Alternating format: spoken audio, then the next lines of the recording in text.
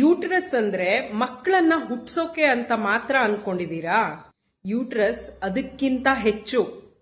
Hormonal ಬ್ಯಾಲೆನ್ಸ್ಗೆ, pelvic support ಕೊಡೋದಕ್ಕೆ ಕೂಡ important role ಅನ್ನ ವಹಿಸುತ್ತೆ. ಆದ್ರೆ ಇತ್ತೀಚೆಗೆ ನಾವು ಕೇಳ್ತಾ ಇದ್ದೀವಿ ಫೈಬ್ರಾಯ್ಡ್ಸ್, ಹೆವಿ ಬ್ಲೀಡಿಂಗ್ ಅಥವಾ ಪೇನ್ ಅಂತ ಯೂಟ್ರಸ್ ನ ಸರ್ಜರಿ ಮಾಡಿ ರಿಮೂವ್ ಮಾಡಿಸ್ಕೋತಾರೆ. ಕೆಲವೊಂದು ಸಂದರ್ಭದಲ್ಲಿ ಅದು ಅಗತ್ಯನೂ ಇರಬಹುದು. ಆದ್ರೆ ಯೂಟ್ರಸ್ ರಿಮೂವಲ್ ಆದ್ಮೇಲೆ ಕೆಲವು ಮಹಿಳೆಯರು ಮುಂಚೆಗಿಂತನೂ ತುಂಬಾ ಕಷ್ಟಪಡ್ತಾರೆ.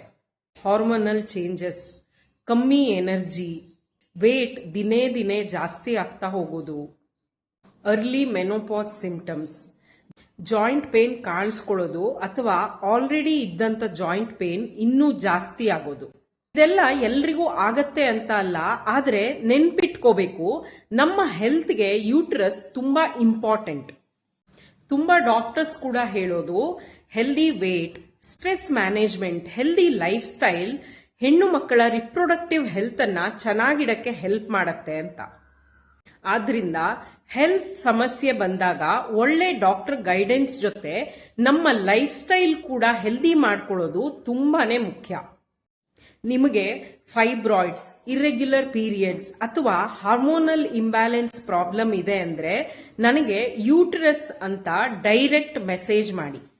ಈ ಮಾಹಿತಿ ಇನ್ನೊಂದು ಮಹಿಳೆಗೆ ಹೆಲ್ಪ್ ಆಗ್ಬೋದು. ಈ ರೀಲ್ನ ಅವ್ರಿಗೆ ಶೇರ್ ಮಾಡೋದನ್ನ ಮರಿಬೇಡಿ.